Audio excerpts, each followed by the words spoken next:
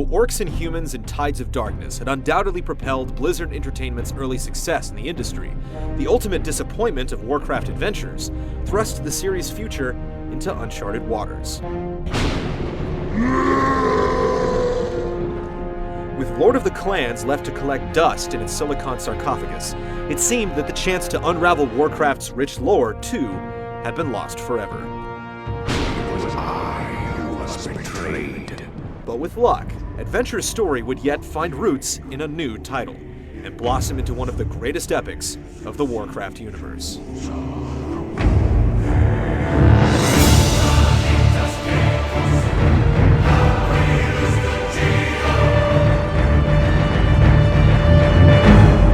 The sands of time have run out, son of Duratan.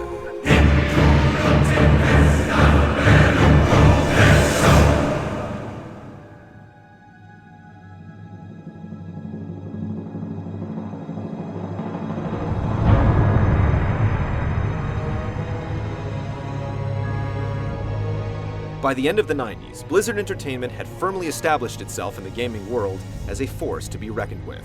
Stretching its wings further and further with bold new IPs, the company seemed nearly infallible. The huge success of Diablo claimed Blizzard's rightful stake in the online front, and the tremendous popularity and innovation of StarCraft left little to the imagination in just what else could be done with the RTS genre. Fans waited with bated breath for Blizzard's next move. Could it be StarCraft 2? Or maybe Diablo 3? Unfortunately, the public wouldn't catch wind of an official announcement for either title until nearly a decade later. But what they would get proved to be every bit as good and surprising. We stand now upon the brink of destruction, for the reign of chaos has come at last.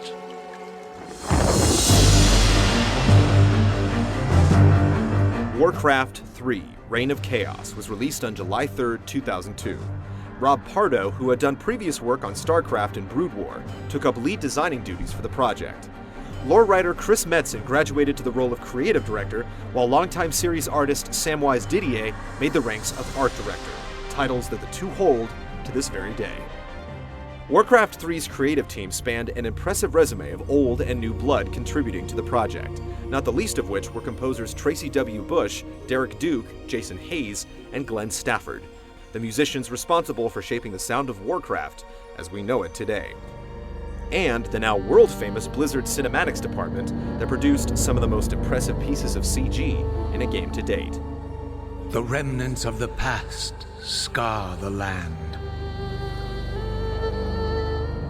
which is besieged once again by conflict.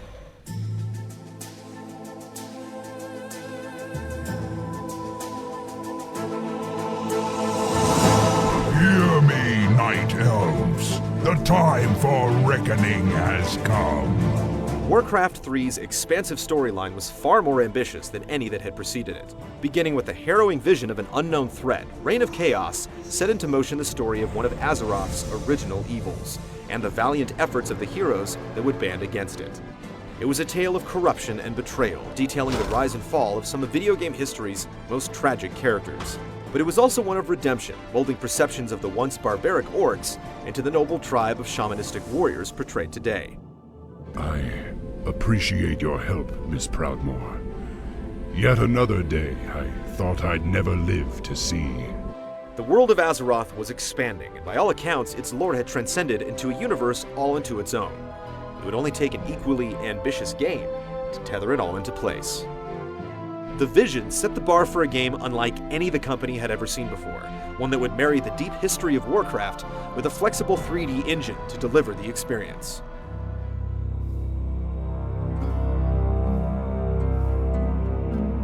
Originally, Reign of Chaos's game design was conceived more along the lines of an RPG, but the concept came with a few obstacles.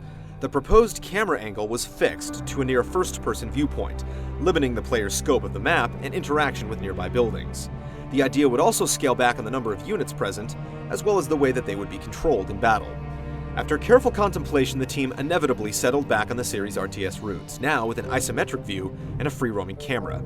But even though the concept of a role-playing strategy game had slipped into the ether, Blizzard wasn't intent on abandoning all of its RPG-themed concepts just yet.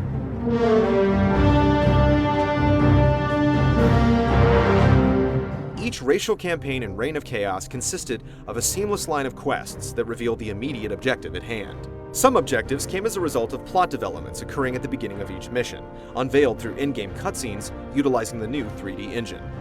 Others were completely optional, accepted through hidden quest givers sporting familiar-looking exclamation marks above their heads. When played in a linear sequence, each racial campaign culminated in one grand overarching story, a move that mimics StarCraft's own take on delivering its exposition. Though Warcraft 3 borrowed from a number of StarCraft's innovations, it was still unique. The team instilled a fundamental design choice: less is more. Originating as an experiment headed by Pardo and his team, the mantra was put into action by giving buildings and units in StarCraft a 300% increase in cost and hit points. The results were, in Pardo's own words, interesting. Players spent less time managing their base and more time actively controlling their units.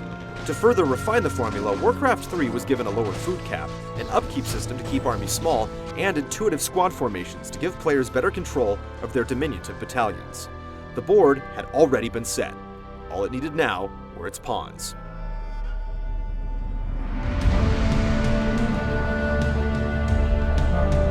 With the dawning of Reign of Chaos, the defining factors between orcs and humans had finally separated into distinct playstyles of their own.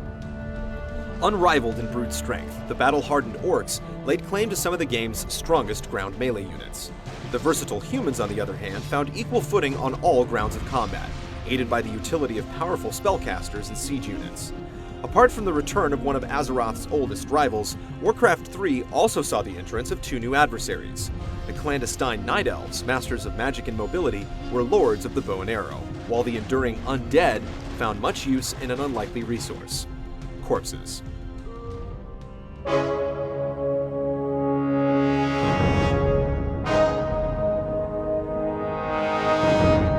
With the armies of Azeroth ready for war, all they needed now were their generals, the hero unit.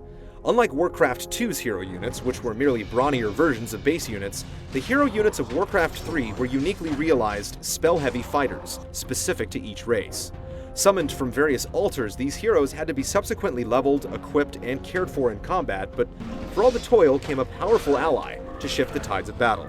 Heavy on micro and RPG elements alike, the hero unit was the cherry on top of the Warcraft 3 sundae. Apart from the four main races, several lore-related races entered the fray as support units, from the orcs' Taurens to the humans' Dwarven Riflemen. And in an RPG twist, several neutral units could be drafted at taverns scattered around the map. Also placed around the map were the newly introduced Creep, throngs of neutral enemy units that could be killed for gold, hero experience, and the occasional dropped item. With Creep often guarding outlying gold mines, shops, and fountains, taking proactive measures to eliminate them reduced turtling and encouraged players to feel their way around the map, now referred to as creeping. Though now, with a decreased focus, base building and management still received a considerable number of upgrades from past installments. Along with streamlined tech trees, each race benefited from unique base features such as the humans' cooperative building ability, the orcs' spiky fortified defenses, the Night Elves' living ancients, and the undead summoning mechanic. Understanding the strengths and weaknesses of each race's quirks was essential information, and putting that knowledge to practice was tantamount to victory. Outside of the base, various environmental factors also played a part in the ebb and flow of battle. Terrain differences contributed to accuracy of ranged fire, while day and night cycles dictated the sight range of units, as well as the effects of certain spells, like the Night Elves' Shadow Meld. In a sense, Warcraft 3 tempered the raw essence of StarCraft's frenetic action into a slower-paced and more focused game that emphasized micro over macro, the ability to manage units versus managing the economy. With a heavy slant towards balancing combat, Warcraft 3 provided natural grounds for competitive online play. Multiplayer ensued on Battle.net, Blizzard's free online service established in 1997. With StarCraft's team-based skirmish format as the template, Warcraft 3 added a few choice innovations of its own to augment the online experience. Units and resources could be traded among team members in a pinch, computer allies could be assigned, impartial observers could spectate matches, and even player army colors could be picked from the match's outset. On top of that, Warcraft 3 also provided some notable features to facilitate competitive play, including anonymous matchmaking, online profiles with detailed stats, clan support for player guilds, and the option to join team ladders and regularly scheduled tournaments. Seeking to top the enormous success of StarCraft's complex map editor, Warcraft 3's robust world editor found instant recognition with the game's modding community. Still considered today as one of the best in the biz, the feature-rich creation tool birthed a number of runaway hits, including the infectious tower defense game and the cult craze Defense of the Ancients, or for short, Dota. Det är det enda ni gör på dagarna. Ni sitter där vid en tril och spelar Dota. Vi sitter här i väntan och spelar lite Dota. I hear you, man. Some would say that these once underground custom maps have since grown to be more popular than the game itself. Dota, in particular, is now officially adopted as an esport in some gaming tournaments around the world. Whatever your stance may be, there's no denying that such a trend would have never existed without a game solid enough to support it.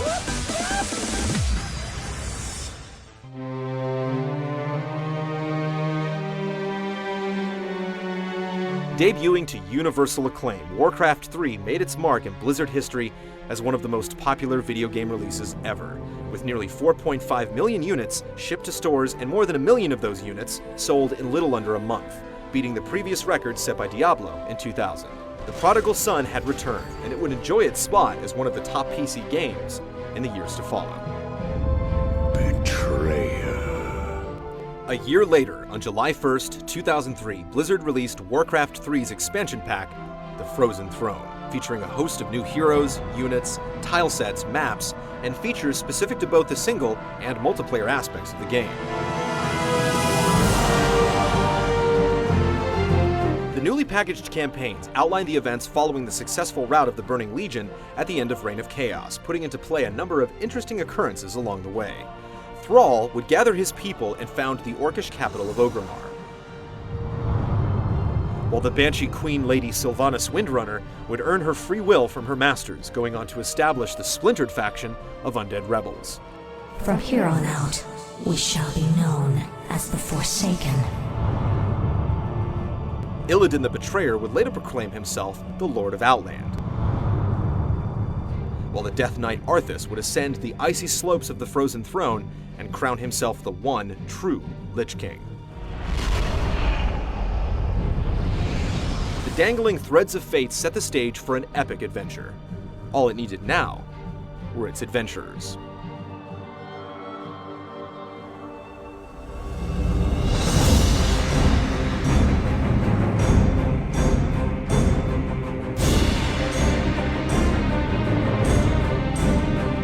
As the Warcraft epic unravels, a new world of wonder lies in wait, cultivating one of video games' most immersive universes and a phenomenon that would take the planet by storm.